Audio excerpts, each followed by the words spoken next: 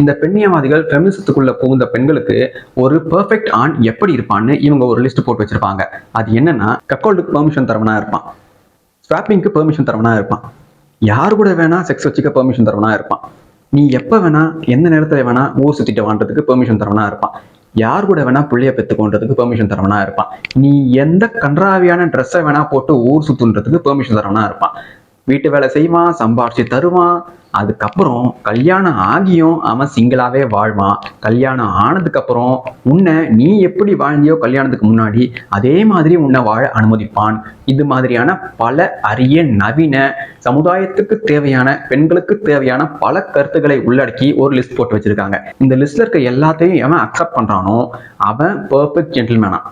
எவன் அக்செப்ட் பண்ணலையோ அவனை misogynist, boomer, இன்சல், woman எம்பவர்மெண்ட்டை நீ தடுக்கிற, நீ ஒரு பழமைவாதி, பெண்களை அடக்குமுறை பண்றன்னு இவங்க நேம் டேக் பல வச்சிருக்காங்க.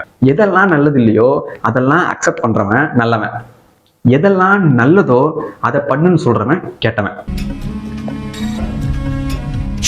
இது போன்ற அத்தியாவசியமான பெண்களுக்கு தேவையான கருத்துக்களை இந்த நவீன பெண்கள் ஏத்துக்கிட்டு என்ன பண்றாங்கன்னா, இதே மாதிரி பெர்ஃபெக்ட் ஜென்டில்மேனை இவங்க தேடுறாங்க. அதுலயும் 1008 கண்டிஷன். இதெல்லாம் தெரிஞ்சவன் தப்பிச்சிடுறான், தெரியாதவன் ஆலிமோனியில மாட்டிக்கிறான். அப்படி இல்லைன்னா இந்த பெண்களுடைய பாய் பெஸ்டி கையால சாவறான். உடம்ப பஞ்சர் ஆக்கிட்டான், அவனை தூக்கிட்டு போய் உடம்ப அக்கு பஞ்சர் ஆக்கிட்டான்.